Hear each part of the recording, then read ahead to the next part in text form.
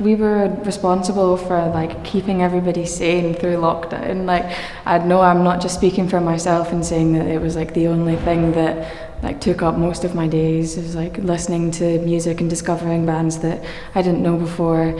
And I think it's really important that the government realise that, you know, we aren't just a disposable industry. We're talking here about an industry that contributes millions or billions to the economy, and it's been completely overlooked. The viability of the industry depends on economic support from the government. It just seems like actually quite an obvious thing that's often missed is that music pays for itself and it supports a huge economy. It's one of the biggest economies in the UK. It just seems like quite an obvious thing if you were thinking long term.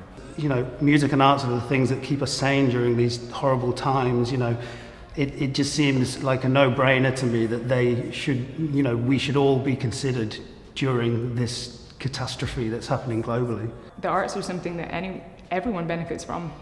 I don't think it's just the people that are making it. I think it sort of has a real benefit on everyone's sort of mental well-being, and the truth is that if these things aren't supported, they won't exist. It's worth something.